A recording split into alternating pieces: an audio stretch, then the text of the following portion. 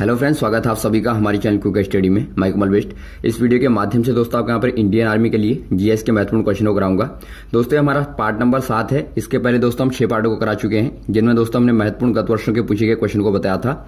और दोस्तों हम साथ ही साथ आपको एग्जाम में जो क्वेश्चन पूछे जा रहे हैं दोस्तों उनको भी हम बता रहे हैं, तो उनको भी आप देखिएगा। और दोस्तों आप इन सभी पार्टों को देखिएगा, क्योंकि दोस्तों आपको लगातार पता लग पाएगा आपके जो क्वेश्चन आते हैं दोस्तों किस तरह के आ रहे हैं। और हर एक क्वेश्चन दोस्तों आपका बेहद महत्वपूर्ण यहाँ पर है, और इनके आधार पर दोस्तों जो क्वेश्चन आएंगे उनको भी हम बता दे जाएंगे आपको। और दोस्तों यहाँ पर शुरू करने से पहले एक दरख्वास्त करना चाहेंगे, यदि आपने हमारे चैनल को सब्सक्राइब नहीं किया तो प्लीज दोस्तों हमारे चैनल को सब्सक्राइब कीजिए और बेल आइकन को दबाना बिल्कुल मत भूलिएगा दोस्तों हमारी वीडियो को प्रथम पाने के लिए, क्योंकि दोस्तों आपको यहाँ पर रोज ही मिलती है इंडियन आर्मी के आधार पर नई नई वीडियो दोस्तों, और एग्जाम के आधार पर नई नई वीडियो। आइए दोस्तों शुरू करते हैं। यहाँ पर देखिए पहला क्वेश्चन आपका यहाँ पर क्या है दोस्तों, एंटीबायोटिक किनकी वृद्धि को रोकती है। देखिए दोस्तों हर एक क्वेश्चन में आपको यहाँ पर मिलेगा जो आपके गत वर्ष के क्वेश्चन है। एंटीबायोटिक मतलब दोस्तों जो जीवाणुओं को रोकती है दोस्तों। हिंदी में कभी आता है आपका प्रतिजैवी, तो कभी आपका प्रतिजैवी आएगा, वो भी आप ध्यान रखेंगे।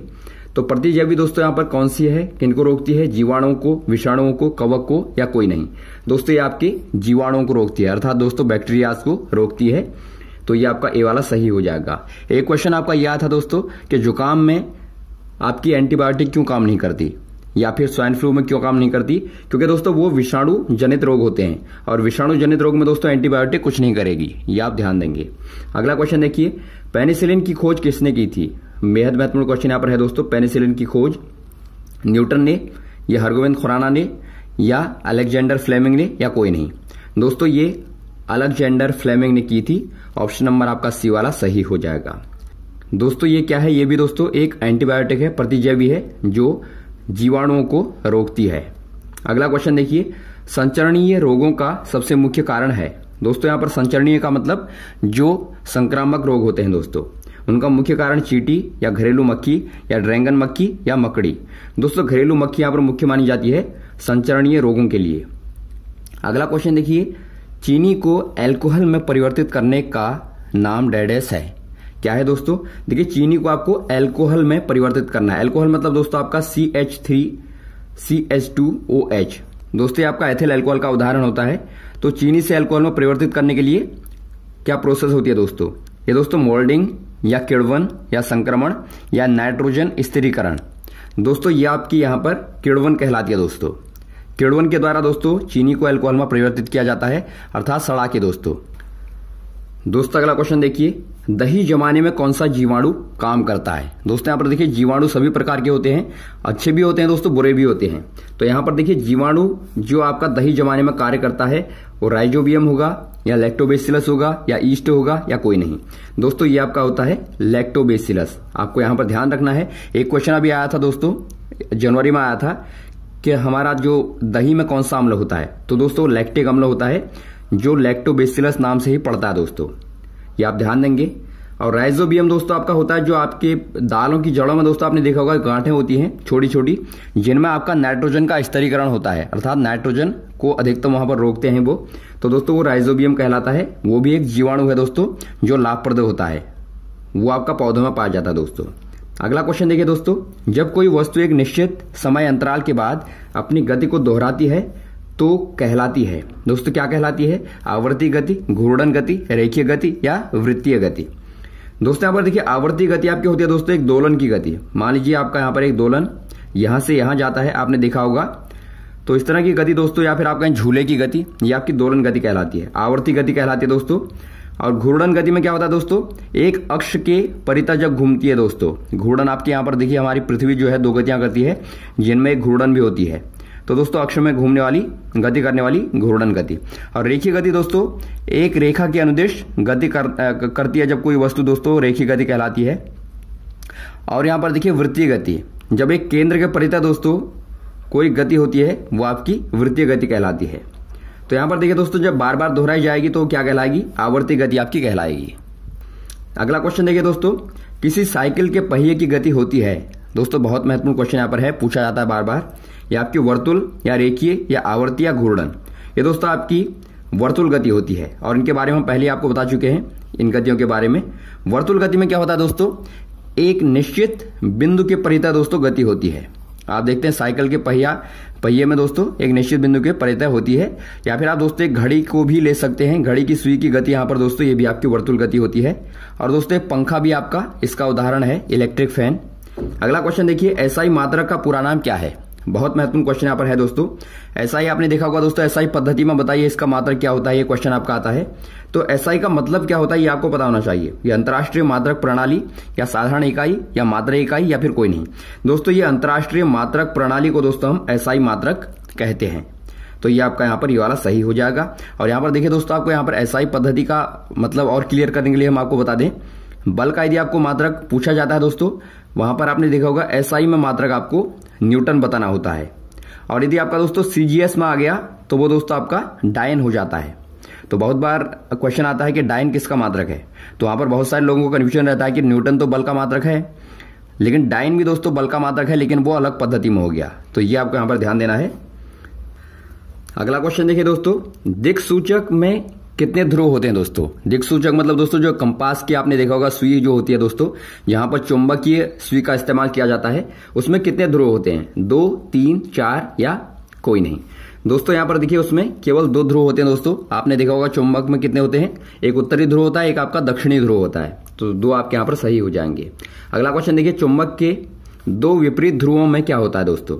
हमने 2 ध्रुव पढ़ लिए दोस्तों, दक्षिण और उत्तर।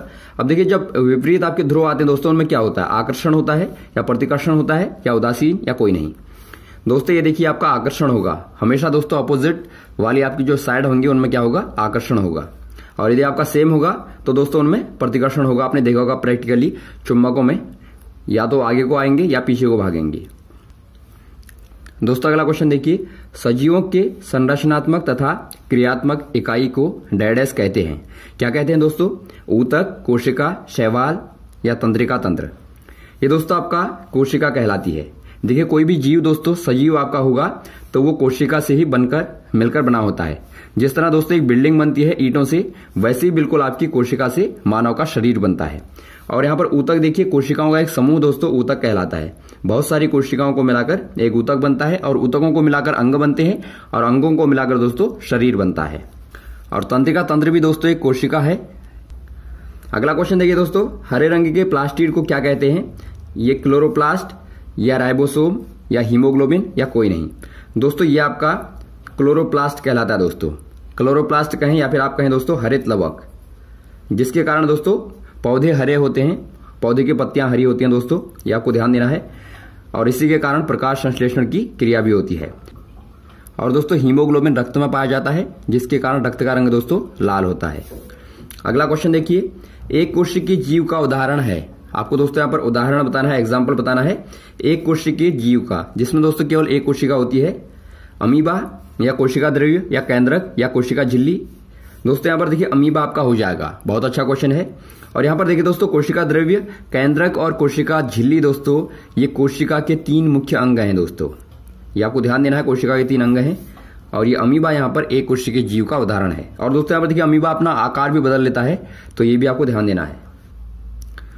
अगला क्वेश्चन देखिए दोस्तों, प्रोकैरियोट्स केंद्रक झिल्ली विहीन का एक उदाहरण। दोस्तों यहाँ पर देखिए प्रोकैरियोट्स उनको कहा जाता है दोस्तों जिनमें केंद्रक में झिल्ली नहीं होती दोस्तों। जिन कोशिकाओं के केंद्रक में झिल्ली नहीं होगी दोस्तों उनको हम क्या कहेंगे? प्रोकैरियोट्स कहेंगे। तो उनका एक उदाहरण आपको बताना है कौन सा है? ये विषाणु, जीवाणु या कवक या पैरामीशियम। दोस्तों ये आपका जीवाणु हो जाएगा दोस्तों। बैक्टीरिया आपके प्रोकैरियोट्स में आएंगे। और यहाँ पर देखिए दोस्तों एक हरित शैवाल आता है, वो आपका वो क्वेश्चन भी आता है, हरित शैवाल भी दोस्तों आपका प्रोकैरियोट्स में आएगा। और यहाँ पर देखिए दोस्तों पैरामीशियम में आपका एक कोशिकीय है, जिस तरह आपका अमीबा होता है। अगला क्वेश्चन देखिए, कोशिका में क्रोमोसोम मतलब दोस्तों गुणसूत्र कहां पाए जाते हैं दोस्तों? एक क्वेश्चन दोस्तों आपका बहुत ही बार आता है, गुणसूत्रों की संख्या कितनी होती है मानव में? वो दोस्तों आपकी 46 होती है, 46 होती है। और अब यहां पर देखिए क्वेश्चन आपका आया है कहां पर पाए जाते हैं दोस्तों? कोशिका के कौन से वाले भाग में पाए जाते हैं? ये केंद्रक में, झिल्ली में या कोशिका द्रव्य में या फिर कोई नहीं? दोस्तों ये केंद्रक में पाए जाते हैं। और इनका कार्य आपको पता होगा दोस्तों, ये आनुवांशिक गुणों को एक पीढ़ी से दूसरी पीढ़ी तक दोस्तों संतति करते हैं, ले जाते हैं दोस्तों। अगला क्वेश्चन देखिए, नाभिक की खोज किसने की थी? थॉमसन ने, रदरफोर्ड ने, चैडविक ने, बैकुरल ने। ये दोस्तों रदरफोर्ड ने की थी। और प्रोटॉन की खोज भी दोस्तों रदरफोर्ड ने की थी। थॉमसन ने दोस्तों इलेक्ट्रॉन की खोज की थी। चैडविक ने न्यूट्रॉन की खोज की थी दोस्तों, और बैकुरल ने गामा किरणों की खोज की थी। अगला क्वेश्चन देखिए दोस्तों, एक परमाणु का भार उसके डैश योग के बराबर होता है। बहुत ही महत्वपूर्ण क्वेश्चन दोस्तों, पूछा भी गया था आपका। एक परमाणु का भार उसके किसके बराबर होता है? इलेक्ट्रॉनों और प्रोटॉन के योग के बराबर, या प्रोटॉन न्यूट्रॉन के, या इलेक्ट्रॉन और न्यूट्रॉन के, या फिर कोई नहीं। दोस्तों यहां पर देखिए उसके प्रोटॉन और न्यूट्रॉन के योग के बराबर होता है दोस्तों, जो नाभिक में होते हैं। नाभिक आपको पता होगा धनात्मक होता है, क्योंकि प्रोटॉन वहां पर धनात्मक होता है और न्यूट्रॉन आपका उदासीन होता है। तो इन दोनों को जोड़ करके दोस्तों आपका योग निकलता है परमाणु का भार। तो दोस्तों ये थे आपके बेहद महत्वपूर्ण क्वेश्चन। उम्मीद है आपको अच्छे लगे होंगे दोस्तों, और भी इस तरह क्वेश्चन को हम लगातार आपको बताए जाएंगे, और अगला पार्ट दोस्तों हम आपको कराएंगे आगे को। Okay, thanks. जय हिंद, जय भारत।